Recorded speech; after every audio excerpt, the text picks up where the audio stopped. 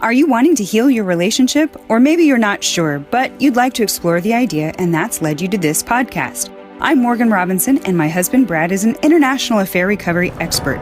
Together, we founded Marriage Solutions, a multi-location group marriage counseling private practice devoted exclusively to helping couples heal and rebuild their relationship to stronger than ever before. In fact, we're the best reviewed couples therapists in the Midwest. Check us out at mymarriagecheckup.com.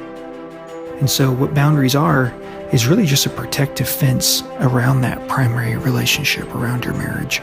It's to keep in what's good and to keep out the bad.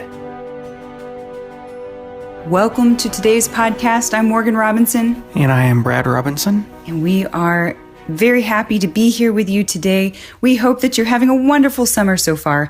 And today we're going to talk about boundaries. Boundaries, how to establish them, what they are. Why you need them. And why you need the boundaries. So Brad, tell us a little bit about the boundaries and what's necessary with boundaries in your relationship in infidelity. Okay, that's a great question, Morgan. I guess boundaries are necessary in the sense that affairs only happen because there's the opportunity for them to happen. And so sometimes if we have good boundaries in place, there's not really opportunity for the affair to occur.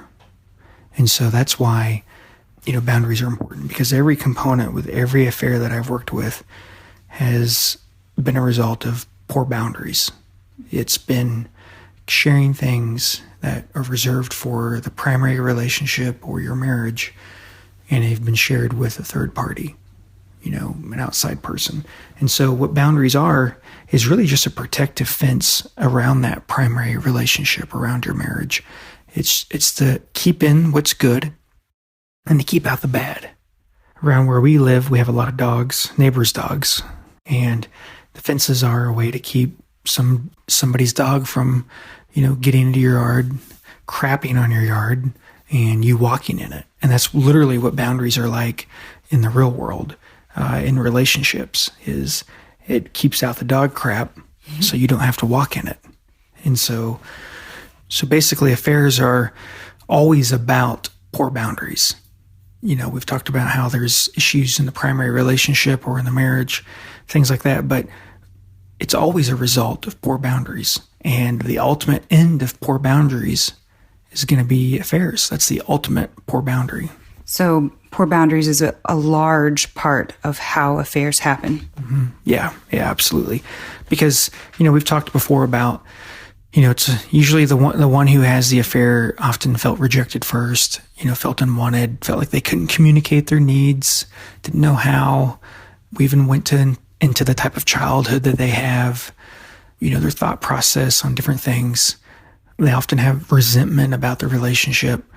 But if there's healthy boundaries in place, you can have all those things, but there's a good chance you're not going to have infidelity occur. Because of those other things, it often leads to poor boundaries too, because you don't care as much. Let me say that differently. Like, because you're burnt out, because you felt rejected, because you don't feel like you can get your needs met with your primary relationship or with your spouse, you often don't have healthy boundaries because of that. You feel like, well, I'm not getting it met here. I'm going to have harmless flirtation with some stranger or some waitress or some coworker or someone at the bar, and because I at least want to feel desirable and wanted. And so we'll try to get it that way.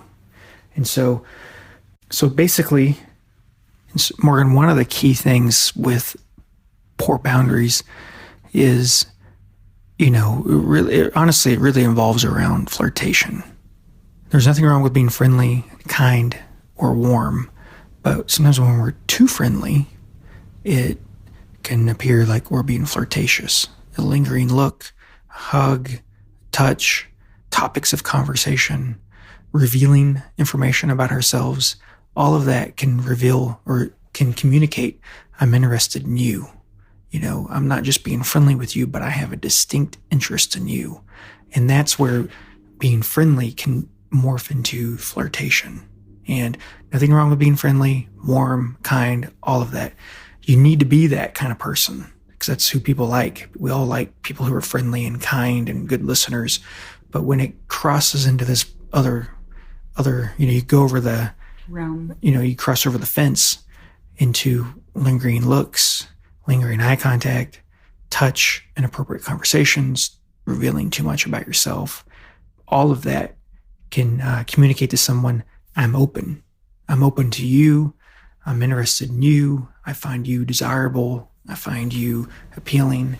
And so those are really important.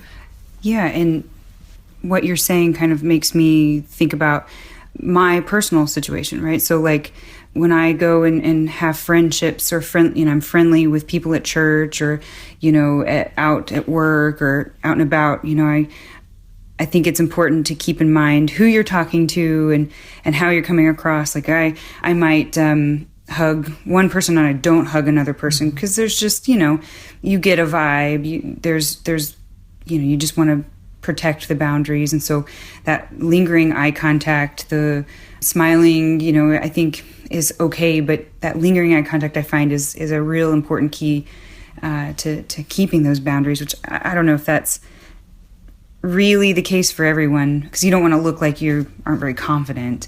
I mean, that's kind of, there's a boundary there. There's a natural... Or a fine line. Yeah, there's a natural kind of, you meet somebody and you are talking to them and then they continue to gaze into your eyes. That communicates I'm open, I'm available.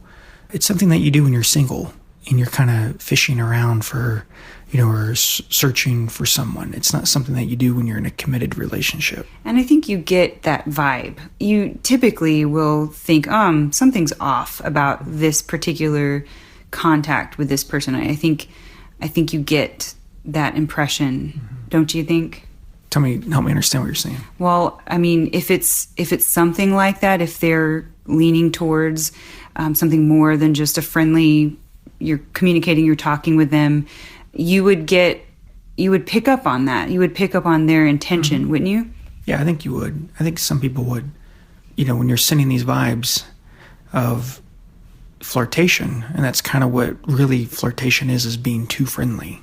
It's not just friendliness. There's nothing wrong with being friendly, warm, kind, good listener. It's being too friendly that sends the message to the other person that I am open and receptive to you, that I'm kind of interested in you, and everybody wants to feel wanted and everybody wants to feel desired. It's a core basic human need.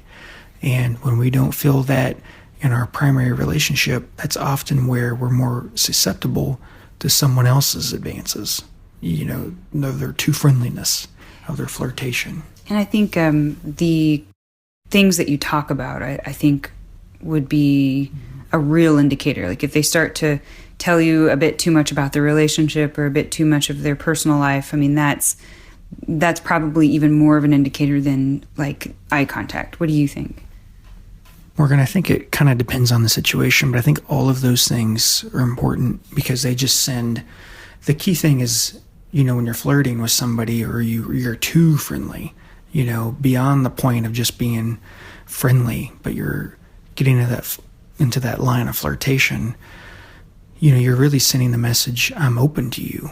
And so all of those, lingering eye contact, the conversation, all of that. The little touches on the shoulder or the arm. Yeah, the hugging, all of that. Even talking about your relationship. Because I can't tell you the number of people I've worked with who had an affair, just talking about how miserable they were in their relationships. Like all of those things, you have to protect your marriage. And all of those things kind of communicate just flirtation. In past episodes, we've said if the person that we're befriending, that we're talking to, knows more about our love life and our relationship than our spouse does, or if you're sharing more about your day with them, your inner world with them than you do your spouse, then that's a good indicator that you're stepping over the line. Wouldn't you say that? Yeah, I think that would be perfect to say that. And so, basically just wanted to talk about boundaries. That's a huge subject. And you'd think, this, I don't know how far we are in this now, but you would think we would have talked about this a lot earlier because it's so important. I think we've hinted at it. We've talked around it, but now we're just like addressing it head on. Yeah. And boundaries are huge. You have to have good boundaries, and you have to have good boundaries as a part of the healing process because, if you're going to recover from this and work through it And you can. It's totally possible. I've worked with tons of people who thought they were beyond the point of any sort of help.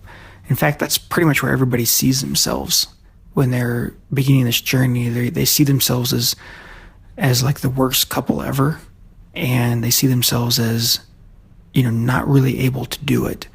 And they may believe, well, I know this other couple over here could work through it. I just don't think we can do it. We don't have what it takes. And I'm telling you, you have what it takes to work through this. Part of this, though, is you got to get good help. You got to work with the best when it comes with this, because this is, if you're going to get brain surgery or heart surgery, you want to get the best brain surgeon or heart surgeon possible. And we've talked about retreats. We still have retreats that we do. If you've already done therapy, it's a good way to continue the progress that you've made in counseling. So you want to register for this because it's going to be extremely helpful in rebuilding your relationship. Okay, so go to healingbrokentrust.com and register now. Have a great week, guys. Thank you. Bye-bye. Well, have you booked your retreat yet? Make sure to go to healingbrokentrust.com for more information and call 918-281-6060 to book your retreat today. We hope you enjoyed this episode of Healing Broken Trust podcast. As always, this information is for education and entertainment purposes only.